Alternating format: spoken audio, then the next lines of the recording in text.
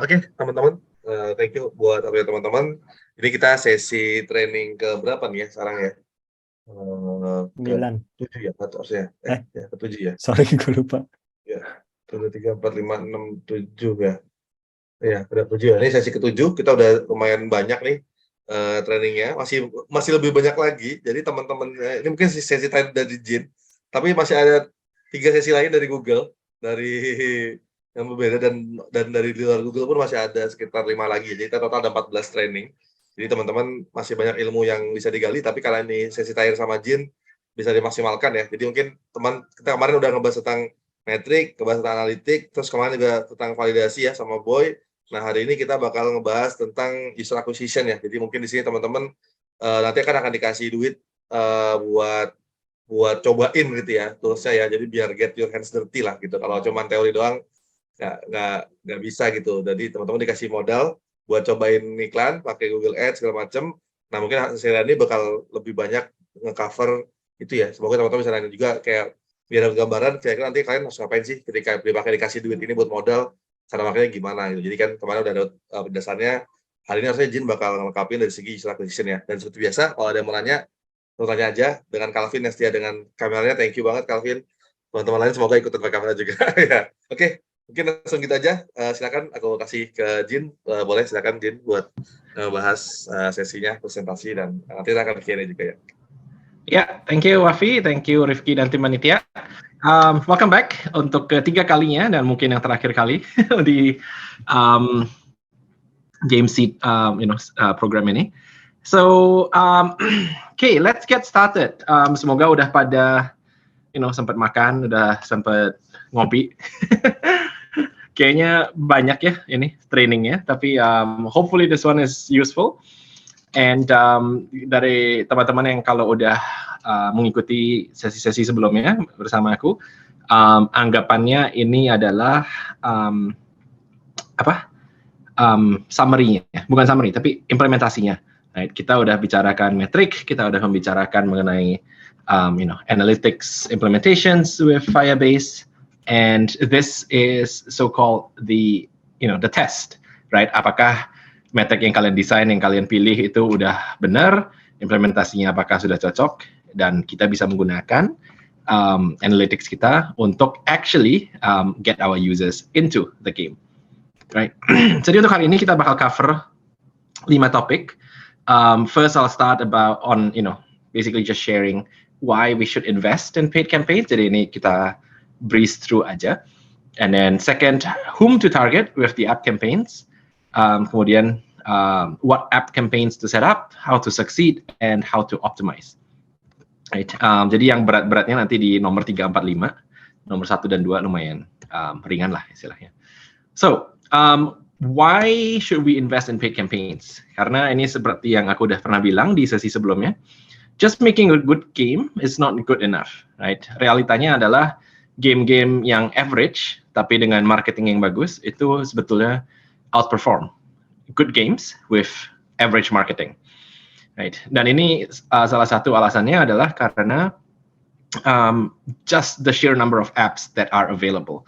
Right? Kita ada sekitar 3 juta aplikasi di Google Play, close to 5 billion on the App Store. Dan what this means is that if you translate this into the games, specifically sector, right?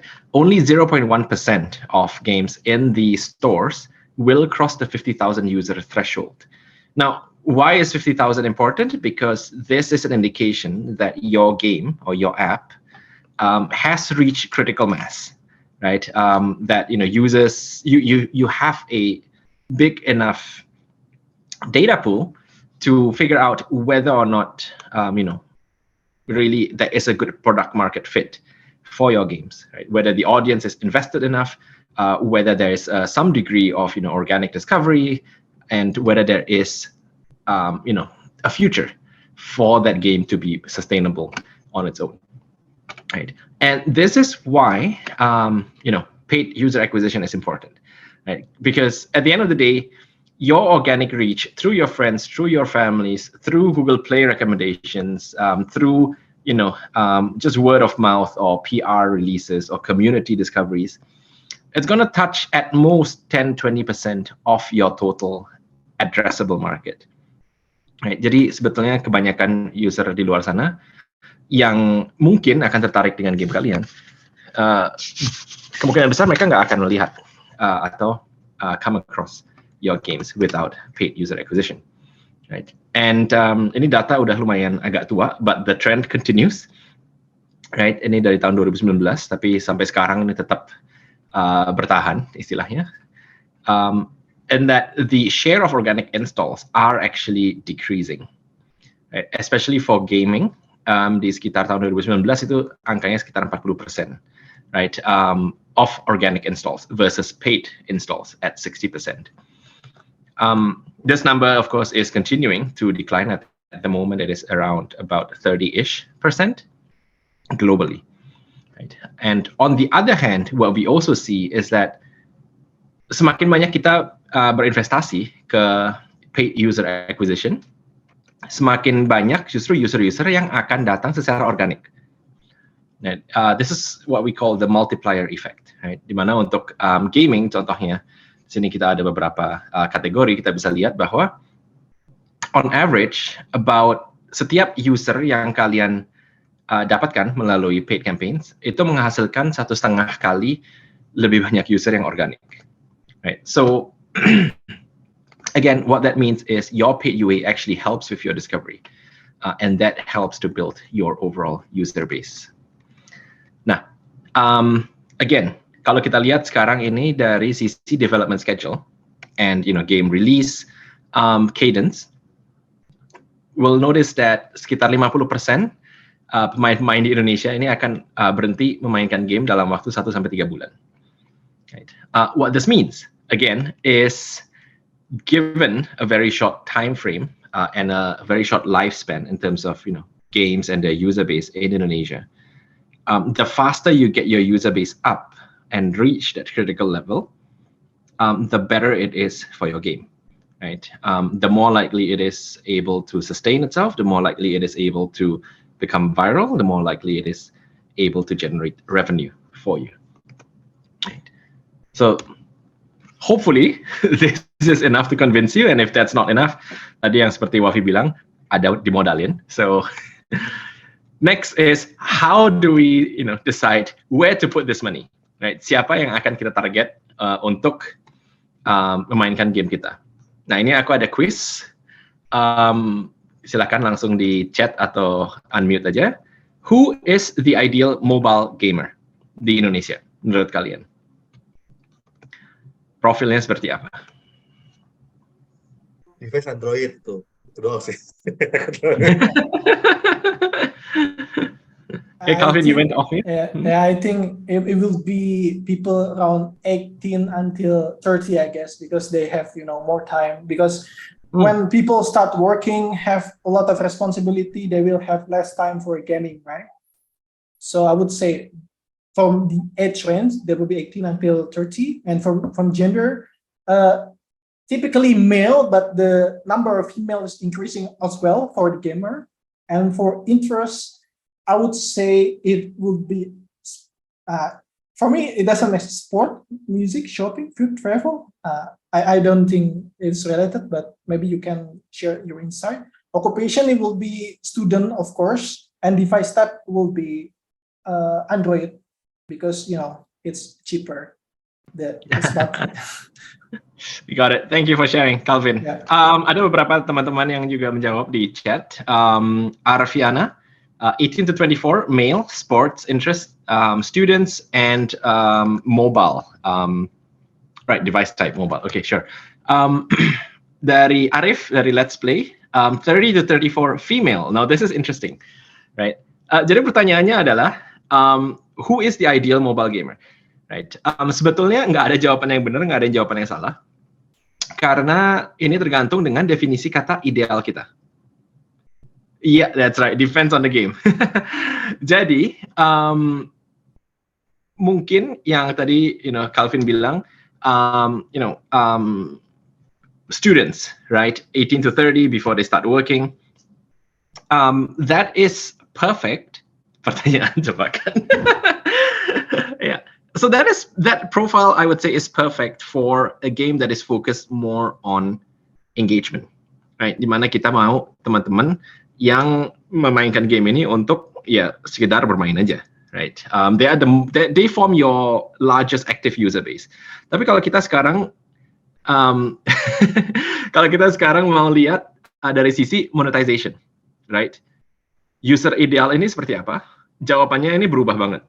Right. Tadi Calvin bilang Android karena lebih murah, betul. Tapi user-user yang datang di platform iOS itu yang sebetulnya sekitar 6 kali lebih valuable daripada user-user di Android. Right.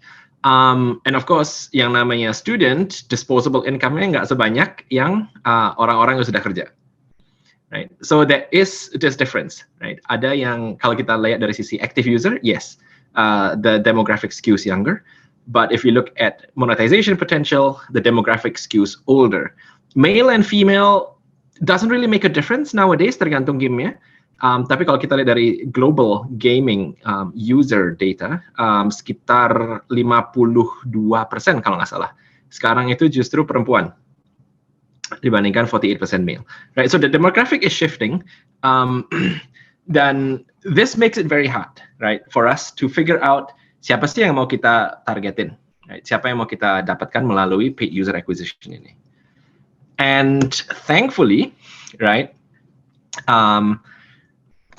the Google App Campaigns, right, actually helps you solve this problem, right? Dari sisi app campaigns, kita nggak peduli lagi user ini seperti apa. Jadi kita nggak peduli lagi, dia sukanya apa, nontonnya apa, belanjanya apa, umurnya berapa, and so on. Yang app campaigns lihat adalah seberapa potensi conversion mereka ke action yang kita inginkan dari mereka, right? So contoh tadi kita mau active user, dia akan naturally target user-user yang cenderung lebih aktif, right? Memang secara garis besar kebanyakan orang-orang yang aktif ini contohnya tadi pekerjaannya student, right? Tapi bukan berarti bahwa orang-orang kantoran nggak akan jadi active user juga kan. Right. So we want to look beyond the demographics or the psychographic profile. Dan kita pengen lihat di sini actionnya apa. Right. And this is why we go back to your game metrics earlier and your analytics. Right. Karena kita harus tahu action apa essentially yang akan menghasilkan uang untuk kita, yang akan menghasilkan value untuk game kita. Dan sebelum user-user ini mencapai titik, value generation itu, action-action apa lagi yang akan mereka lalui, yang akan menandakan bahwa mereka potensi untuk menjadi value generating user itu paling tinggi. Again, contohnya di Facebook, aha moment, right? 10 friends within 7 days, right? Itu yang mereka cari. Karena mereka sadar bahwa user-user yang mencapai threshold ini yang akan retain paling lama on their platform. Same thing from your side. If it's retention, if it's monetization, what are those earlier signals? Nah, from an app campaign perspective, desainnya gampang. Nanti kita akan bicara lebih lanjut. Tapi essentially what you need to do is simply figure out what that action that you want is. Setelah kalian dapat itu, kalian bisa pasang itu sebagai optimization objective, and the app campaign will deal with the rest. Right? Dia akan melihat dari signal-signal yang ada di ekosistem Google berdasarkan lokasi, device, app usage, placementnya seperti apa, pencariannya seperti apa, and so on. Digabungkan dengan, of course, data yang didapatkan dari aplikasi kalian sendiri. So this is again where your analytics comes in. And they will combine this to form the ideal user profile for your specific game. Nah, untuk teman-teman yang lagi masih mendesain game juga,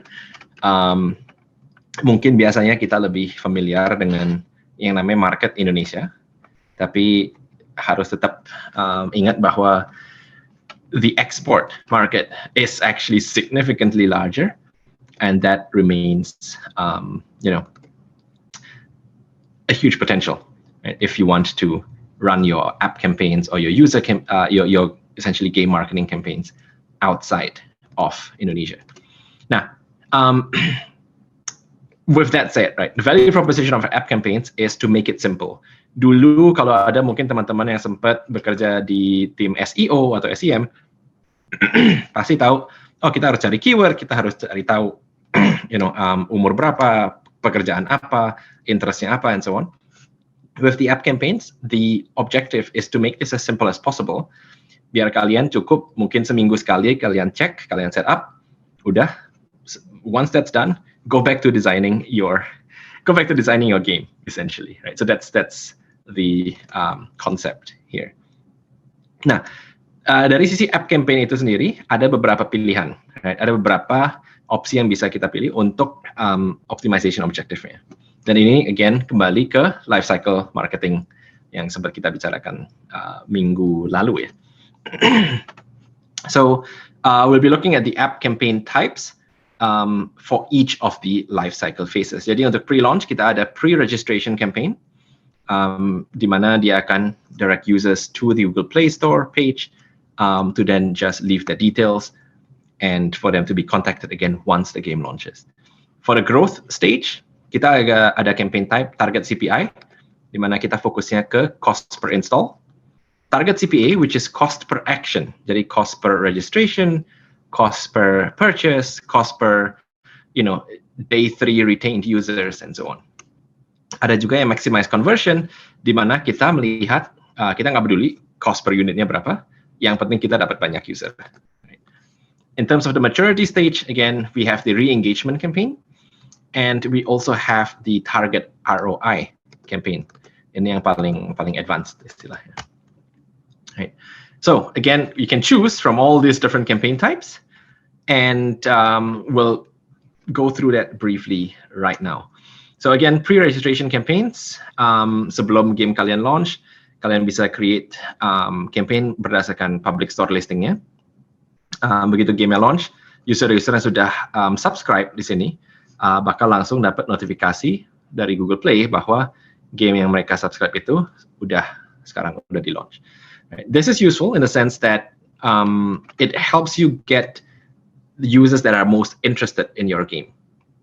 Right. Karena pada akhirnya hanya user-user yang memang benar-benar pengen main game kalian yang akan pre-register. Right. So this helps you get past that step 1. Step 2, max conversion. Right. Ini untuk advertiser yang mau burst campaign, right? Yang dimana mungkin hari pertama kita launch, kita mau dapat 10,000 user, 20,000 user, and so on. Right? This is the campaign type that you use. It doesn't look at the target CPI or the target cost per action. It basically just looks at what's your budget, and I'll try to get you as many users as I can within that budget, within the shortest amount of time. Right. And then target cost per install. This is the campaign type that most advertisers would start off with. Right. Again, fokusnya adalah install, dan kalian set mungkin per user kita mau Rp1.000 atau Rp500 and so on. The recommendation untuk kalian teman-teman yang baru akan launching itu untuk mulai bidnya sedikit lebih tinggi daripada yang kita harapkan. Right. Alasannya adalah karena the way the app campaigns work is they need data to optimize. Right. Jadi semakin tinggi bid awal kita, the more data we are able to get. Setelah kita mendapatkan data ini akan dipakai untuk membangun profil user yang ideal, right? Now, once we have this profile, it's okay for us to start reducing or modifying the bids to match with what our expectations are, right? Dan ini akan membantu campaign kita untuk ramp up lebih cepat, 2, actually get you better quality users, and 3, it will also help you get to that ideal user profile faster. Yes, Calvin. Sorry, what do you mean by bid? Okay, so I will go here. Where is that? Okay, sebentar ya. Okay, here. Thank you, bid. Calvin. Yeah, okay, bid. Yeah, okay, Bidding, right? So target CPI bid, target CPI bid. Okay, mungkin maybe this is a good time to check in. Ada nggak teman-teman yang mungkin kurang familiar dengan konsep-konsep, SEM atau just digital marketing and need some extra explanations before we go further. Sebagian besar developer ya, bukan marketing, jadi most likely ada nggak paham gitu. Oke, boleh. Kalau gitu kita mulai dengan slide ini dulu ya. Thank you Calvin untuk check-in-nya. So the way the app campaigns work, right? Itu adalah dia akan melihat 4 kategori ini untuk come up essentially with 2 measures, right? One is a relevancy measure, and the other one is an estimated conversion rate measure. Berdasarkan 2 metrik ini, dia akan memutuskan apakah campaign ini whether they should push out an ad for that particular user. Right, jadi kita pakai contoh aja biar lebih gampang ya. So mungkin Wafi, right? Wafi lagi nonton YouTube dan so Wafi itu user profile-nya, right? Mungkin suka bekerjanya begadang, malam-malam nonton YouTube, dengerin musik mungkin, right?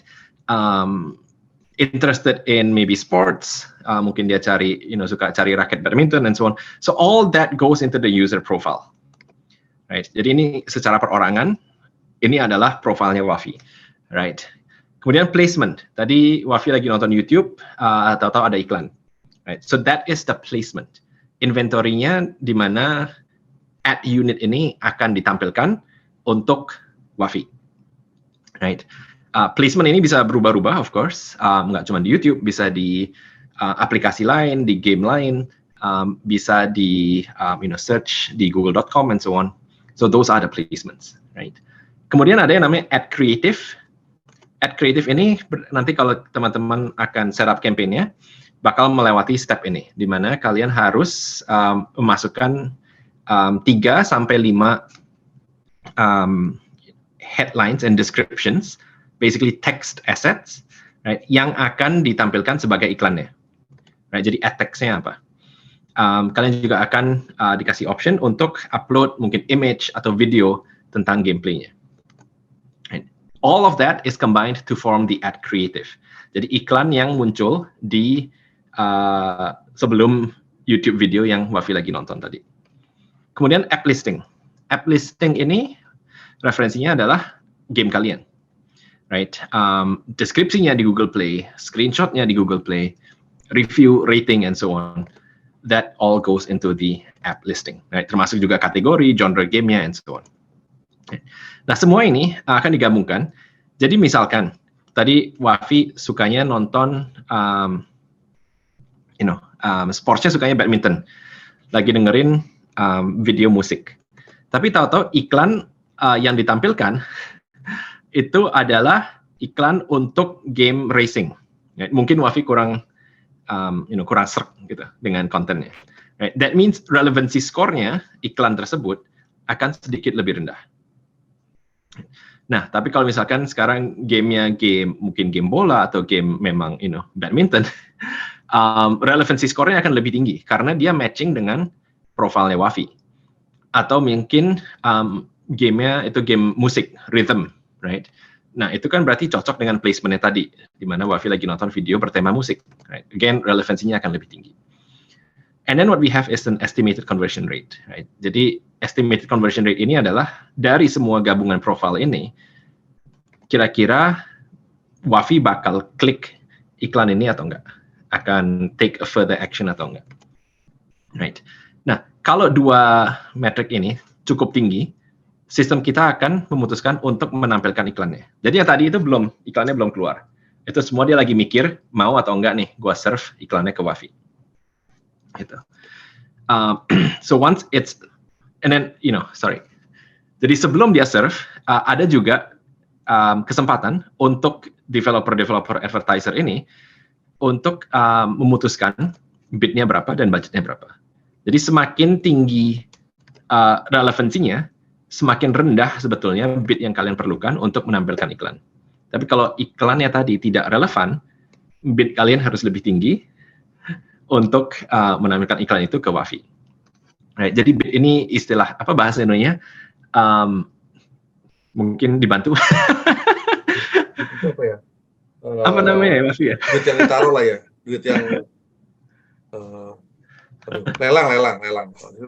Ya betul. Ya, jadi proses penampilan iklan ini sebetulnya melalui proses lelang, right?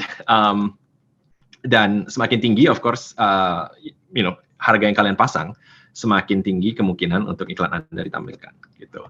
And then of course ada juga daily budget kalian. Daily budget kalian itu, ini yes or no aja.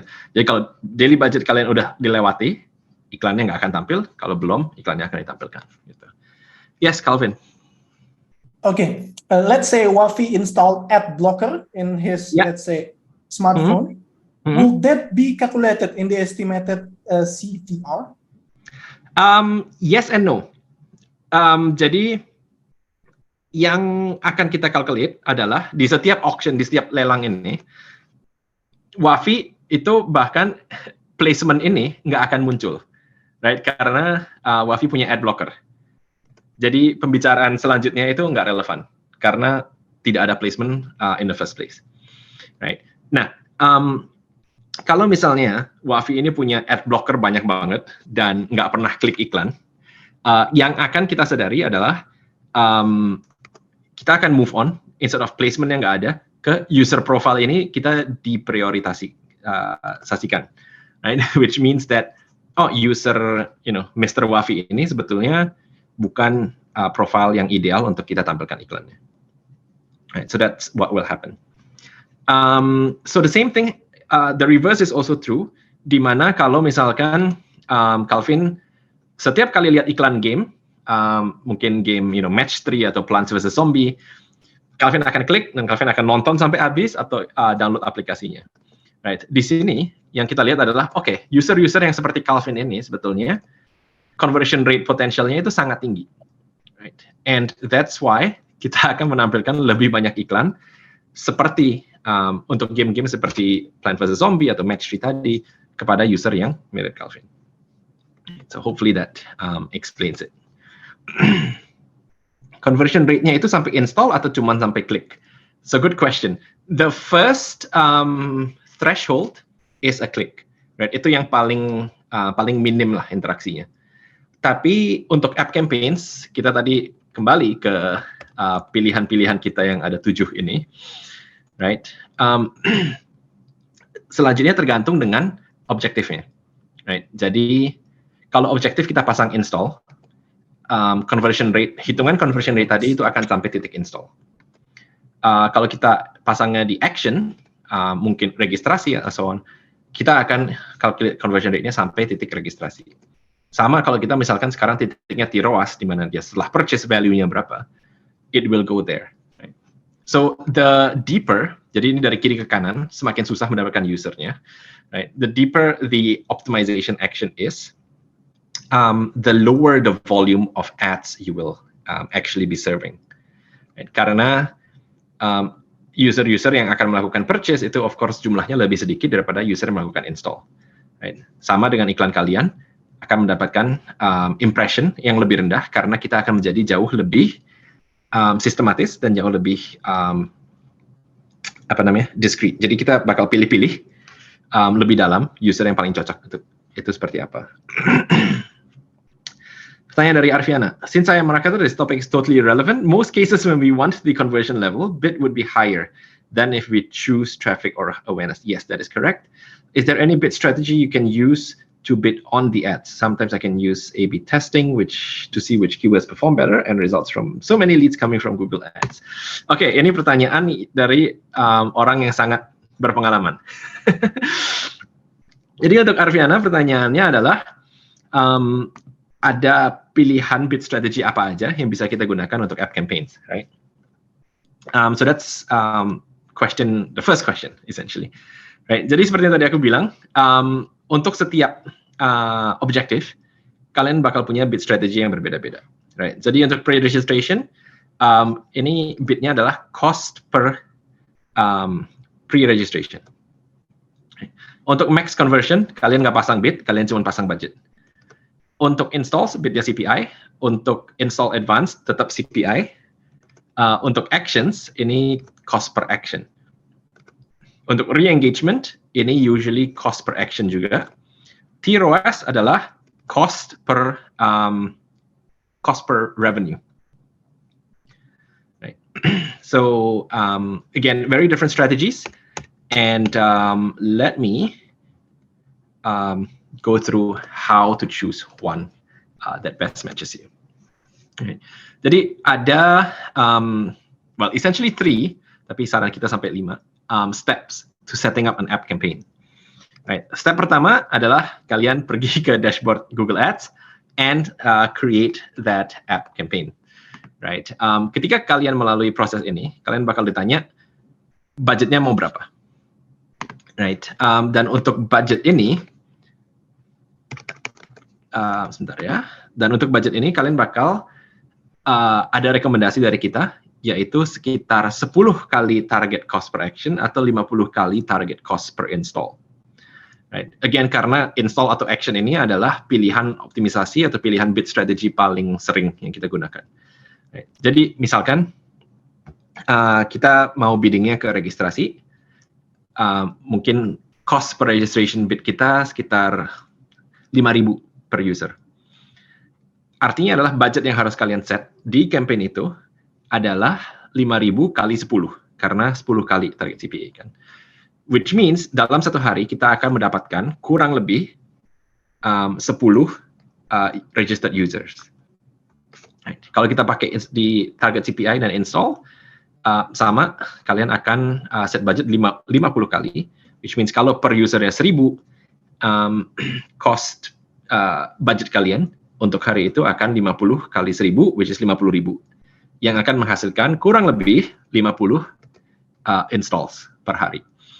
Right. Dan alasan kenapa kita menyarankan budget size seperti ini adalah karena, again, this is the amount of data that we need to figure out what the ideal user profile looks like. Gitu. Jadi kita nggak mau campaign kita hanya berdasarkan mungkin Rifki dan Arviana profilnya. Kita harus lihat profile dari at least 50 orang untuk meyakinkan diri kita bahwa campaign ini udah menemukan user profile yang ideal. Kemudian kalian akan ditanya untuk add creatives. Jadi bagi kalian yang punya kreatifnya, you need to add at least 4 lines of text, right? Jadi tadi 2 headline and 2 descriptions. And then if you are able to, then we recommend adding videos and images, right? Videos and images, make sure you have coverage. Jadi pastikan kalian punya mungkin satu yang portrait, satu yang landscape, satu yang square. Right. Dan untuk video, mungkin durasinya juga mau dirubah-rubah. Ada yang 10 second, ada yang 15 second, ada yang 30 seconds. And we recommend not going over 30, because then it will be even, it's usually costlier per user. Ya, betul, Wafi. 50 install per hari minimum. Rekomendasinya itu, right? Of course, you can run the campaign with fewer installs per day, but what that might cause is, your campaign might take longer to fully optimize or to reach that maximum potential. Or sometimes, if the events are too deep or the installs are too expensive, then the campaign might not scale at all. Right. Kemudian yang paling penting adalah kita harus track conversionnya. Jadi kalau kita tadi bidnya di CPI, kita harus punya conversion tracking yang bisa mengatribusikan install itu tadi datangnya dari mana. Right. So this goes back to your Firebase analytics yang kita bicarakan minggu lalu. Right. Kalau kalian bidnya target CPA dengan optimization objektifnya registrasi, again, we need to track the registration event, and we need to pass that back to Google Ads. Gitu. Kemudian learning period, ini sekitar 10-15 hari. Semakin tinggi budgetnya, semakin tinggi volume data install atau action yang kita dapatkan, semakin cepat kita bisa melewati learning period ini. Nah, learning period ini adalah istilahnya periode di mana campaign kita sedang mencari profile ideal tadi. Right. So try not to change the budget, the bids, or the creatives during this phase, because then it will need to reset the parameters, and the campaign will restart its process. Right.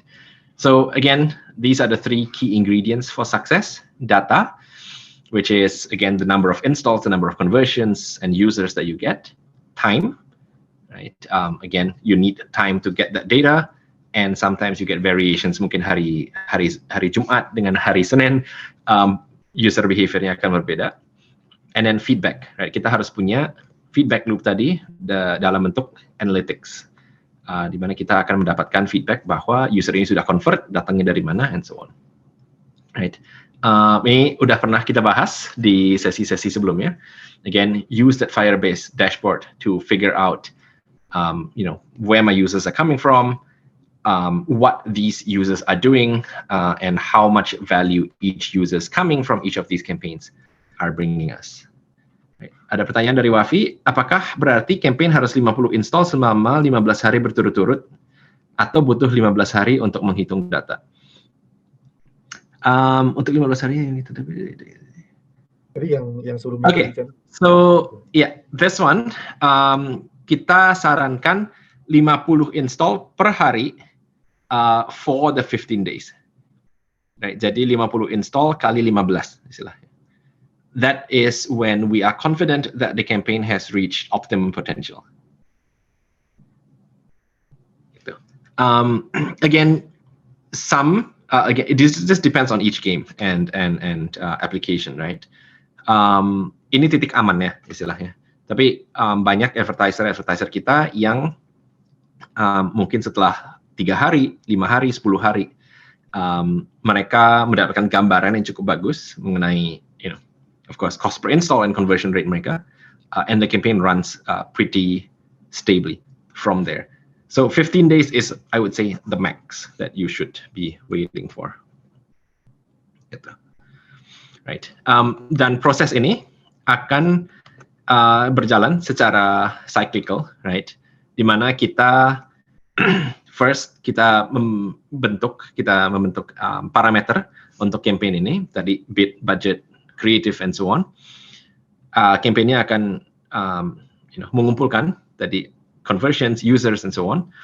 It forms an ideal profile, and then as marketers, ini akan kita ganti, kita ubah, right? Mungkin kita mau CPI-nya lebih rendah, atau kita mau lebih agresif, skalanya lebih besar. We will refine the parameters, or we can change the creatives here. And again, it goes into that cycle, and it goes on and on and on. Dan mungkin setelah kita menjalankan install campaigns selama 2 minggu, 3 minggu, kita sekarang punya cukup data untuk memutuskan seberapa conversion rate user-user yang sudah install ini yang akan mungkin melakukan registrasi atau menyelesaikan tutorial. Dari yang menyelesaikan tutorial ini mungkin kita bisa again menghitung conversion rate yang mencapai level sekian. Itu berapa persen, and so on. So this cycle continues until we reach the revenue point. Yeah. Okay. Now, I am back to this slide. Jadi kalau tadi ada teman-teman yang mungkin bingung, ini kenapa ada yang di outline dengan garis titik-titik biru ini. Ini adalah area-area di mana teman-teman developer dan marketer bisa influence performa campaign kalian, right? Jadi, of course, number one, aplikasinya sendiri. The better the app listing, the easier it is for you to get users. Ini cukup jelaskan ya. Ada juga yang namanya add creatives, right? Again, so your creatives just now, semakin cocok, semakin relevan, semakin menarik kreatif kalian, that will improve the relevancy and the estimated conversion rate and your overall performance. Right? Jadi pastikan iklan kalian itu gampang untuk diterna, right? And user-user bisa mendapatkan gambaran yang cukup bagus mengenai gameplay game kalian seperti apa. Okay, perfect, Wafi. Yes, that is great because what we realize is sekitar 50 to 80% of ROI of campaign performance actually comes from creatives, right? Sisanya 5 to 35 ini yang datangnya dari targeting, dari bid setting kalian dan so on. So it's good that you have a separate session for that karena ini bakal panjang banget ini pembicaraannya. Cool. Oke, so ini tadi creative coverage udah aku bicarakan secara singkat. Pastikan ada text, images, and videos, and the more you can have, the better. Right. Untuk app listing tadi udah kita bicarakan. Untuk bits and budget, ini ilustrasi seperti apa perjalanan campaign kalian dari hari 0 di mana kalian membuat campaign itu sampai hari ke 28 di sini. Right. So from days 0 to 15, this is what we call the learning period, right? So as you can see, the actual, cost per install, cost per action, and so on, will fluctuate during the first few days. Ini di mana kita conversionnya masih lebih kecil dari yang kita sarankan, right? I know here it says 100, over there it says 50. Ini karena ini slide yang udah lama, so use the 50 number. Kita sekarang udah jauh lebih efisien, kita nggak perlu 40 action dan 100 install, kita perlu cuma 10 action dan 50 install. Right. So again, as you can see, it will start with very low volume as we try and figure out user-user apa yang cocok untuk game kita. Semakin kita confident dengan bentuk user profile ini dan placement iklan kita, semakin tinggi volumenya dan semakin rendah juga CPI atau CPA-nya. Setelah melalui learning phase ini, dia akan stabil dan kita akan mulai scaling up aggressively after that. So your campaign should look like this when you set those up. Nah, I didn't go through essentially the campaign setup process karena we have this amazing material course available. Jadi kalau kalian ke Google App Academy, you can actually see the entire process, gimana cara planningnya, setupnya, optimisasinya. Essentially what we've discussed today, tapi dengan lebih detail lagi. The reason I don't go through this with you is because I know time is limited, and I want to spend more time answering your question than actually going through slides. Jadi kalau ada pertanyaan, langsung aja boleh. Dan kalau kalian ada waktu lebih lanjut, mungkin can go home and review di Google Apps Academy untuk belajar lebih lanjut setupnya seperti apa. Gitu. Dan kalian juga bisa dapat sertifikat di situ.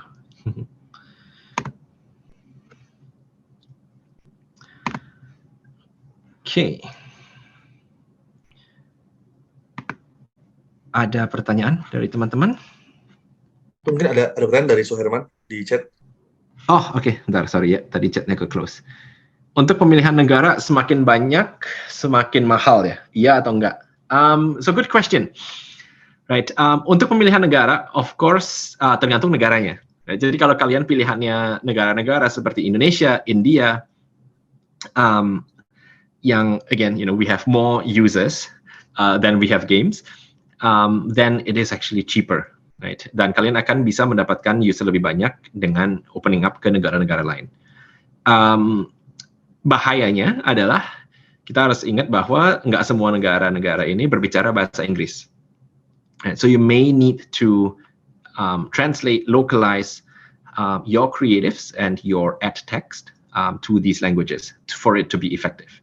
Tapi kalau kalian bisa lokalisasi, then yes, exporting to more countries usually makes it ramp up faster, and it's actually cheaper as well karena kita mendapatkan data sekarang yang jauh lebih banyak, right? Just based on the user pool itself.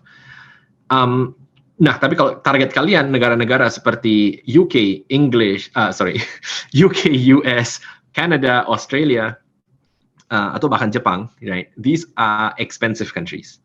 Right, which means that if you target these countries, your target CPI or your target cost per action bits will be much higher as well. Nah, saran kita biasanya adalah kalian target negara yang kalian familiar with, jadi seperti Indonesia, atau negara-negara yang berbicara bahasa Inggris, karena paling gampang untuk kita lokalisasikan. Right. Nah, negara-negara yang berbahasa Inggris ini pilihannya again yang lumayan murah tadi. Jadi look at India, look at Brazil, even South Africa, for example, ini negara-negara yang biasa dipilih untuk global export testing, right? Curious about demographic and geography. Kalau beda-beda negara, berarti beda campaign. That is the best practice. Thank you, Arviana. Jadi saran kita biasanya adalah satu bahasa, satu campaign. Right. Which is why I suggested English, because then that gives you access to a lot of countries within the same campaign. Bahayanya again adalah bahwa for each campaign that we create, each of these campaigns need those minimum threshold numbers. Jadi kalau kita sekarang campaign 1 berbahasa Indonesia, dia akan perlu 50 install per hari.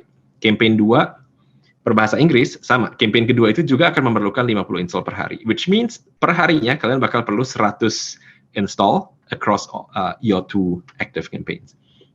Gitu. Jadi diingat aja bahwa it is more important for you to achieve that minimum threshold than for you to set up separate campaigns.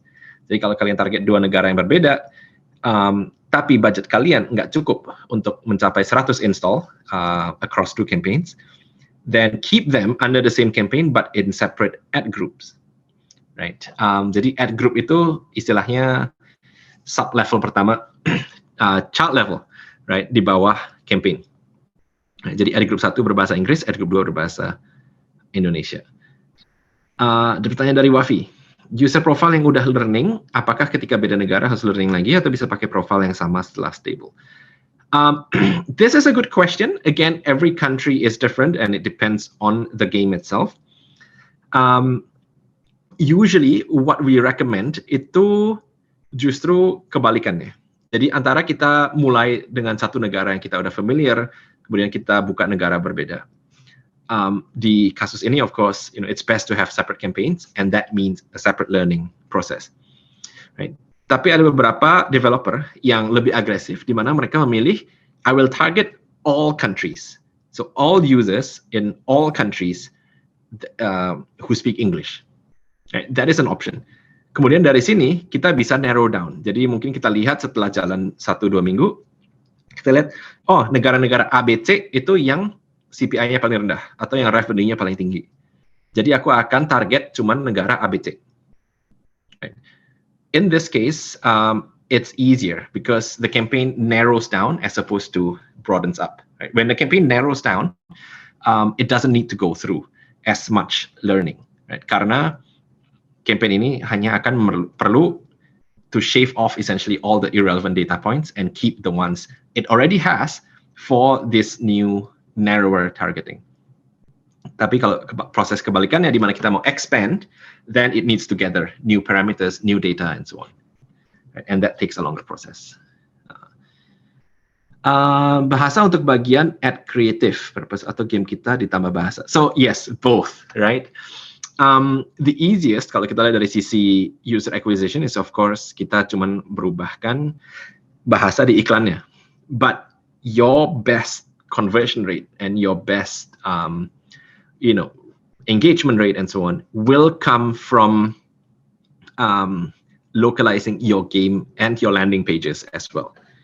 Nah, jadi di sini mungkin boleh jadi bahan pikiran untuk teman-teman, apakah teman-teman mau targetnya global, dan kalau begitu game ini bahasa apa, atau mau targetnya hyperlocal, di mana memang game-nya available di negara-negara lain, tapi dalam bahasa native mereka. Jadi bahasa Indonesia, bahasa Melayu, bahasa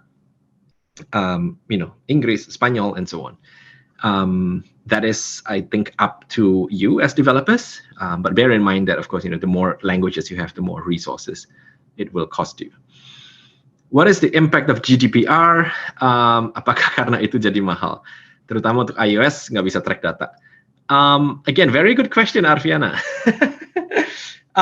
Okay, jadi nggak cuma dari sisi GDPR aja, tapi karena memang cost of living di negara-negara tadi itu, di Eropa contohnya atau di US itu memang lebih tinggi, right? So everything, right, is more expensive. Karena istilahnya kalian sekarang berkompetisi nggak cuma dengan developer-developer lokal Indonesia, tapi juga dengan advertiser yang beriklan di negara-negara itu, dan banyak dari advertiser ini yang memang basisnya di situ, right? So they will bid higher, and because the users will pay you in US dollars istilahnya atau in euros, right? Istilahnya juga 1 euro itu kan berapa? 18.000 rupiah ya kalau nggak salah ya. So they are also a lot more valuable. Gitu. So you're paying for that user quality, essentially. So it's not necessarily the legal and security GDPR concerns. It is just a thing, right, from cost of living perspective. GDPR and iOS, it does complicate things a little bit, but that is an entirely different discussion that takes another 2 hours. Di mana ini impact-nya adalah ke data yang kita terima. Data yang kita terima itu mungkin nggak full, nggak complete kalau datangnya banyak yang dari iOS contohnya. Right? So we need even more data. Right? So that's where it comes in. Kapan kita harus bikin campaign baru dan kapan kita bisa terusin yang sudah ada. Kalau di stop, bisa nggak dilanjutin lagi campaignnya? So the answer to that is try to keep the same campaign running for as long as you can, right? What that means is minimize changes to the campaign, because for every new campaign that you set up, you will need to go through some portion of that learning process again. So it's not an entirely new learning process. We will keep some data on the account level. Tapi, again, the recommendation is if you're able to keep the campaign and just change, let's say maybe ad groups or creatives or bids or budgets within that same campaign, do that. Kalau misalkan campaign ini harus kita pause dan kita akan restart lagi, again, yes and no. Yes, in the sense that after pausing or after making any change to the campaign, right, the campaign needs to go through a revalidation process. It is definitely faster than if you set up a new campaign. So if you really have to pause, then yes, that is the choice. Okay. Waktu yang dibutuhkan untuk learning itu tergantung scope market yang mau ditarget. Makin broad, makin lama, makin segmented, makin sebentar. Ya, betul juga tadi itu yang Wafi bilang. Semakin lebar target market kita, semakin lama waktu yang dibutuhkan. Kalau kita, if we hold the volume that we are getting constant, right? But what usually happens when we open up the campaign is that we get a lot more volume. Right, and that is what accelerates this process. Right, jadi it is a function essentially of how much data are we getting in return of opening up the campaigns to other countries. Setelah 2 minggu apa boleh diganti settingannya? Ya, jawabannya adalah boleh. Tapi again sarannya adalah try to minimize the number of changes that you make. Right. Alasannya adalah karena setiap pergantian ini akan kita harus melalui proses revalidasi, right? And the larger the changes that you do, the harder this process is. Right? So you can make changes. The recommendation is to keep those changes within 20%. Artinya adalah kalau kalian harus ganti bid atau ganti budget, try to keep it within 20% up or down. Kecuali kalau misalnya kalian perlu melakukan pergantian yang cukup besar, di mana kalian harus melalui 3 kali 20%. Right. So it gets a bit technical, but intinya adalah kalau kalian melakukan perubahan besar, do it in one go, and then give the campaign time to revalidate the data. Or if you can afford to wait a bit longer, then do those changes in steps, right? In 20% up or down, increments or decrements. Perubahan kreatif, saran kita adalah keep as many creatives active as you can. Jadi kita ada limit untuk 20 image contohnya, right? What that means is kalau kalian sekarang punya 5 image and kalian mau update, try and keep those existing 5 images and just add on top of that karena kalian belum mencapai 20 creative limit itu.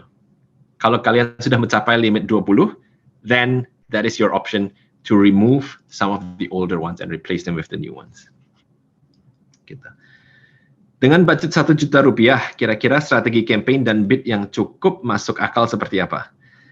Kalau dari common practice, berapa uang yang dipakai untuk learning jika target ke Indonesia? Very good question, Wafi. Nah, ini benar-benar tergantung dengan creative dan aplikasinya and so on, right?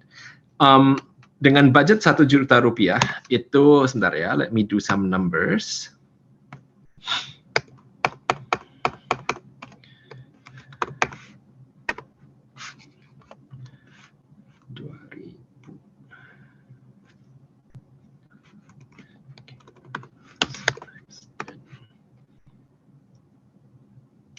Oke, anggap aja CPI kita di Indonesia itu sekitar ini Jeffrey, ini apa? Pertanyaannya langsung ke inti permasalahannya ya.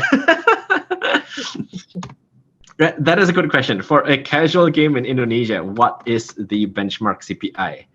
I will actually need to check this. Aku nggak punya angkanya off the top of my head. So give me 1 second.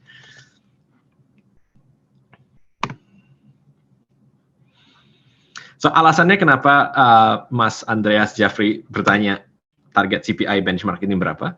Karena you can then calculate this backwards, right? Dari misalkan target CPI-nya benchmarknya 1.000 dan kalian perlu 10 atau 50 install per hari, then that means 50 kali 1.000, so that's 50,000 per day, and then you can let it run for 10 days, jadi 500,000.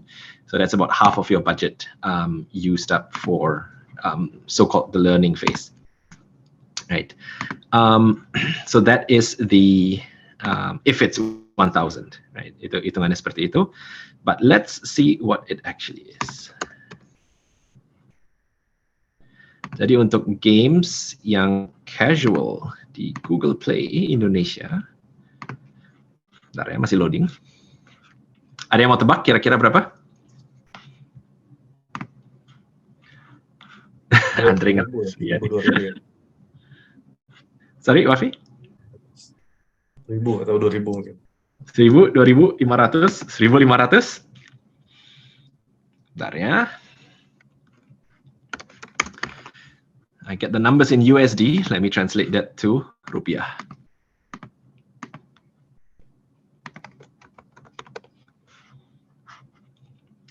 Jawabannya adalah sekitar 1.000 sampai 1.500 for casual games. This is the average over the last 12 months. Gitu. So hopefully that answers the question. The good news is that untuk teman-teman yang bakal launching, yang bakal testing soon, Juni, Juli adalah sebetulnya bulan-bulan termurah di Indonesia dibandingkan dengan periode Desember, right? So it is actually cheaper these days to launch and to test that marketing strategy for you. Jadi anggap aja starting bid kalian 1.000 per hari, and then from there it's a question of how good is your app, how good are your creatives, and how good is your Play Store listing. Kalau kita lebihin bidnya, apakah waktu learning lebih cepat? The answer is yes. Cukup untuk test ads. Ya, yeah. Cukup. Now, be very, very clear what your objectives are for this test. Right? Apa yang mau kalian tes? Apakah itu, are you looking to test what the CPI is? Atau apakah kalian testing kira-kira kita bisa dapat berapa user? Atau kalian testingnya adalah dengan budget 1 juta, gue bisa dapat revenue berapa, right? So make sure that you are clear in that objective. Okay, one last minute. Any other questions?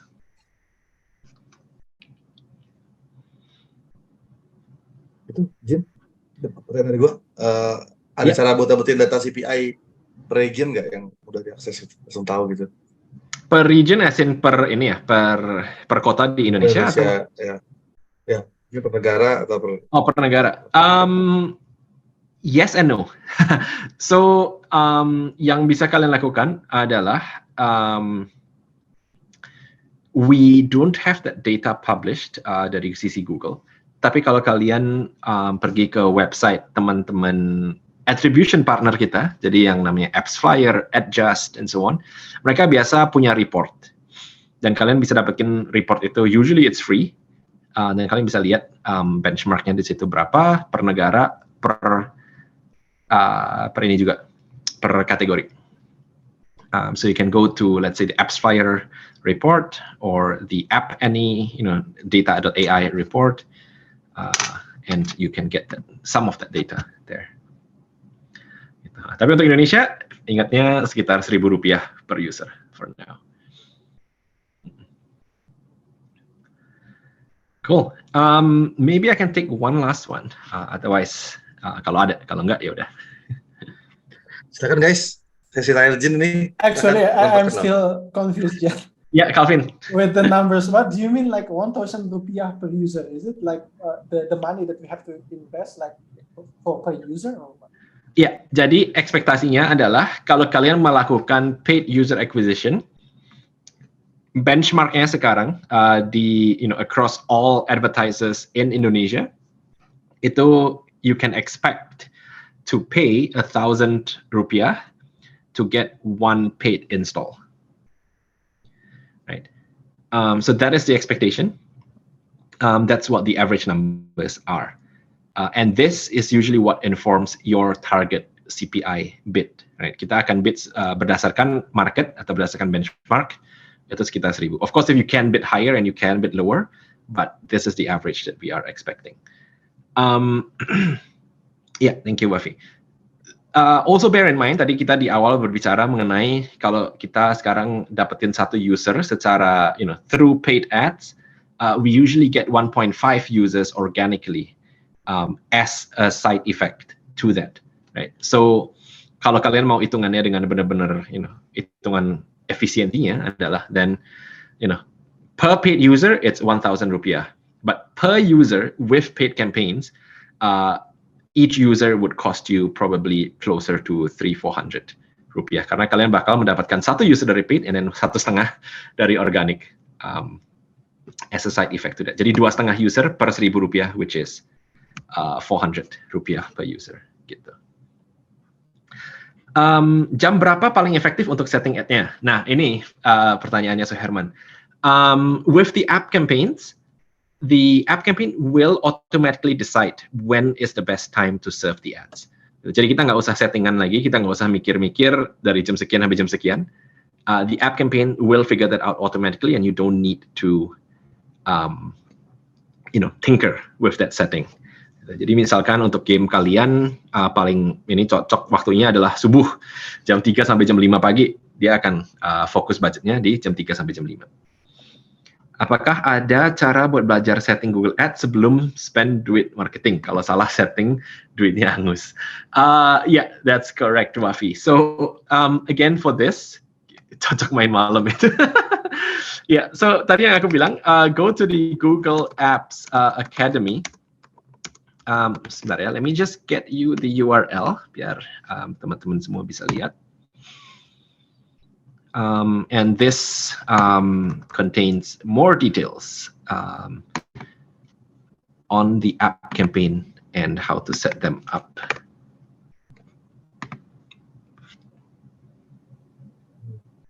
Ya, jadi teman-teman bisa langsung log on ke situ, and you will be able to see essentially the courses and all of the all of the options for the app campaigns. Gitu. Okay, cool. I think we are at time. Thank you banget, teman-teman. Thank you for staying, and thanks for listening to me for 3 sessions. Yeah. Wafi, I still need to share the slides with you. Mohon maaf belum sempat. Let me do that within this week.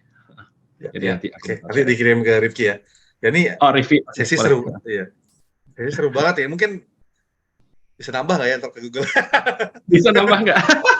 Nanti ntar kita discuss soal topik ya. Ini cukup seru nih sesinya hari ini. Kemarin juga cukup ramai juga ya. Jadi thank you buat Jin buat waktunya. Tadi teman-teman udah dikasih link ya buat coba belajar juga nih semuanya. Jadi nanti kalau dari panitia kita ngasih 1 juta, kalau salah nggak ada dikasih tambahan ya. Jadi tolong nggak ada salah nih settingannya, mau ulang duit lagi tuh nggak bisa ya, sorry ya. Tapi kita semua dan harusnya tadi Jin udah confirm 1 juta harusnya lumayan cukup ya buat belajar gitu ya. Tapi kalau buat Iya. iklanin scaling, ya semoga produknya udah bisa ngasih revenue dan bisa dipakai buat jualan lagi. Nanti topik kita berikutnya dari Google tentang revenue ya, 2 lagi ya, tentang revenue sama optimasi ad Iya. listing. Jadi harus ada 3 lagi dari Google. Satu tentang optimasi ad listing tadi yang dibahas, lalu ada tentang ads sama ads dari revenue dari ads sama revenue dari IAP. Jadi harusnya nih Jin mengantarkan sampai sini nih, nextnya kita menghasilkan cuannya gitu ya. Gitu. Menghasilkan cuan, iya. Kalau aku Ya. bicaranya soal cost-nya. Kan basicnya dulu gitu ya. Oke, Iya. thank you banget buat Jin, buat Unya. Mungkin kita kasih applause dulu teman-teman. Buat Jin, thank you banget buat Jin, ini sangat-sangat berfaedah Thank ya. you teman-teman. Oke. Thank you juga tim panitia for organizing and hosting. And yeah, look forward to hopefully seeing you in one of our future events. Cheers, folks. Bye-bye. Mantap. Yeah, Bye, thank you, Oke, thank Jin. you Jin. Thank you, Ya. Jin.